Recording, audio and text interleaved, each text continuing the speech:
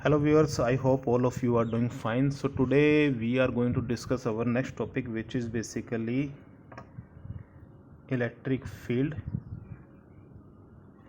due to a plane non-conducting sheet of charge या फिर इसके अच्छा, और चार्ज डेंसिटी कैसी रहेगी? Charge density is uniform. Non conducting भी लगा सकते हैं कई बार। और इसके अलावा हमें बेसिकली क्या करना है, एक चार्जों से मिला करके हमने एक शीट बनाई है।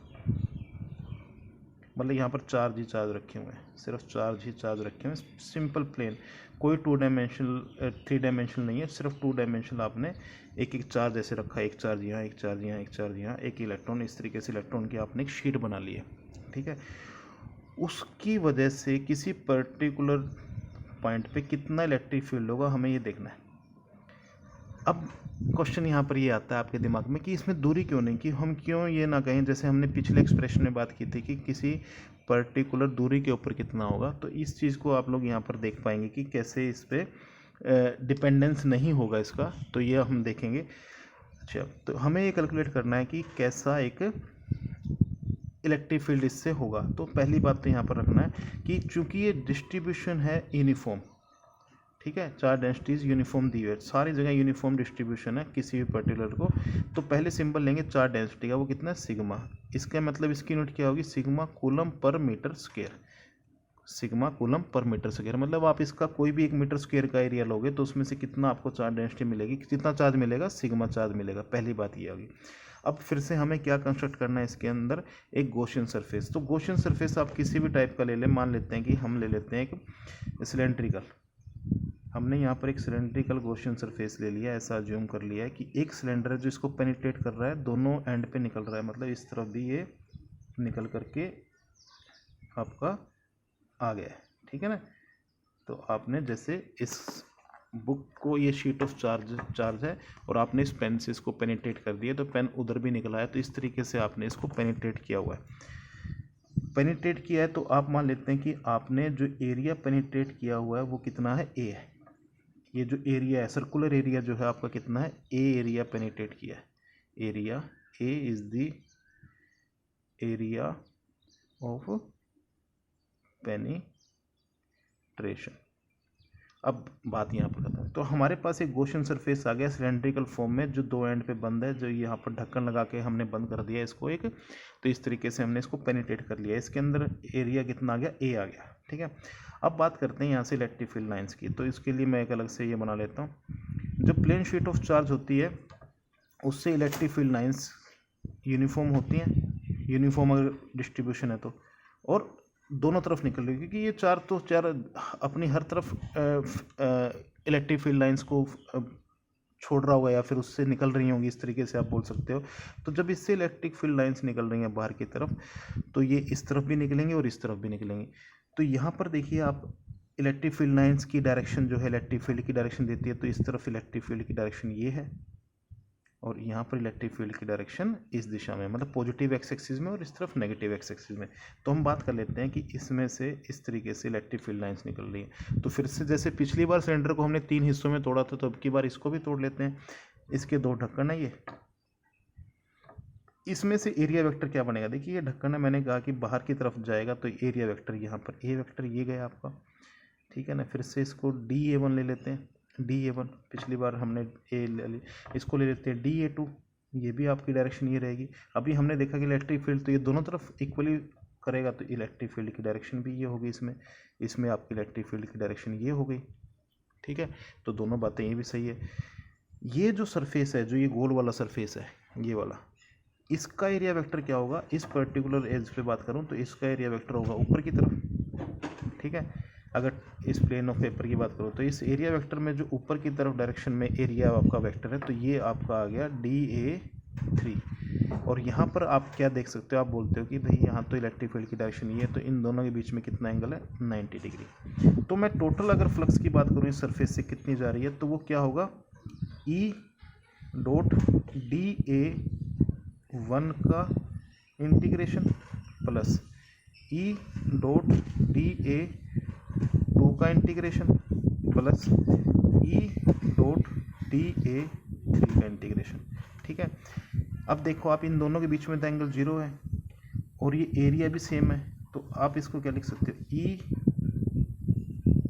डी ए, क्योंकि दोनों के बीच में एंगल 0 है तो इसका मतलब कोस थीटा 0 हो जाएगा। तो ई डॉट डी ए कितना है, E D A cos theta 0 यानी कि 1 हो गया, plus E D A 1 D A 2 plus ये दोनों के बीच में एंगल कितना है, 90 डिग्री है, तो ये कितना हो जाएगा 0। तो फाई की वैल्यू आपको ये कैलकुलेट करनी है।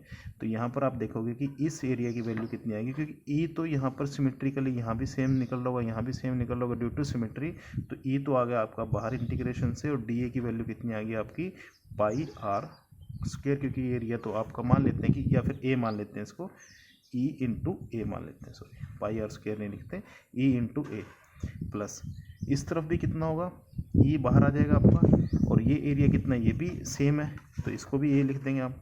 तो हमारे पास फाई कितना आ गया टोटल 2EA, ये हमारे पास फाई की वैल्यू आ गई। हमने पहले तो ये इंटीग्रेशन के पॉइंट ऑफ व्यू से देख लिया। अब हमें देखना है कि इस पर्टिकुलर रिंग, ये जो पर्टिकुलर रिंग के टाइप का इसको जो पेनिट्रेट कर रहा है, इसमें इतना ही चार्ज आया, यहाँ और तो कहीं चार्ज है नहीं है, सिर्फ इसी सरफेस पे चार्ज है। तो उसके अंदर चार्ज की क्वांटिटी कितनी होगी, क्यू कितना होगा, क्यू एनक्लोज कितना होगा, क्यू एनक्लोज होगा area into charge density, area into charge density, ये आपका आ गया क्यू एनक्लोज।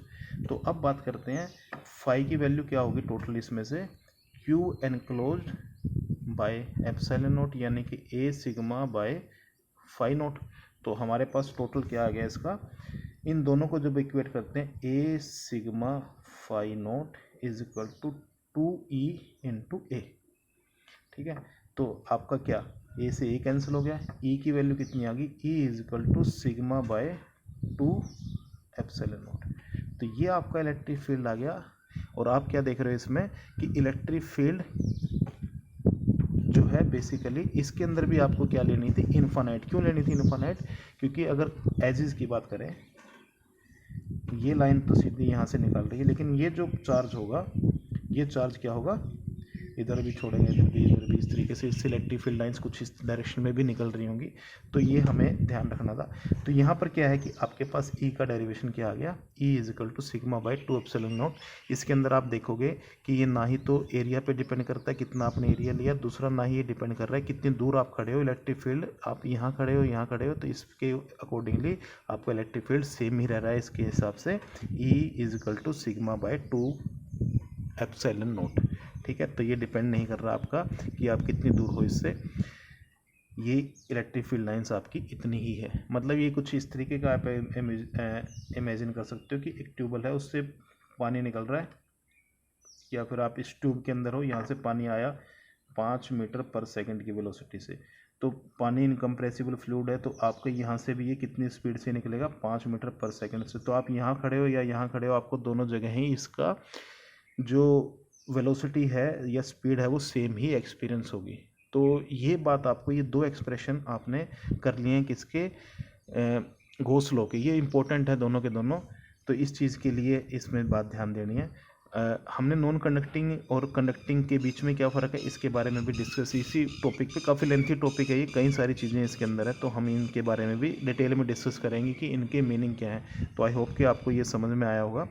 और कोई भी इशू हो, कोई क्वेश्चन हो, तो आप प्लीज़ इससे पूछिए मेरे से, कि या पिछले कोई किसी भी टॉपिक में कोई क्वेश्चन है तो देखिए, हर एक आदमी का अपना एक इंटरेस्ट रहता है कि, और हो सकता है कि मे बी और मे नोट भी, बहुत सबका आपका इंटरेस्ट ना हो, लेकिन फिर भी कोशिश अगर आप ध्यान से देखें तो करेंगे तो आपको ये समझ में आसानी से आ जाएगी कि क्या चीज़ें रखनी है। बस बात है आँख और कान खुले रखते हुए आपको इसको देखना है। थैंक यू वेरी मच, मिलते हैं नेक्स्ट लेक्चर में नेक्स्ट टॉपिक के साथ।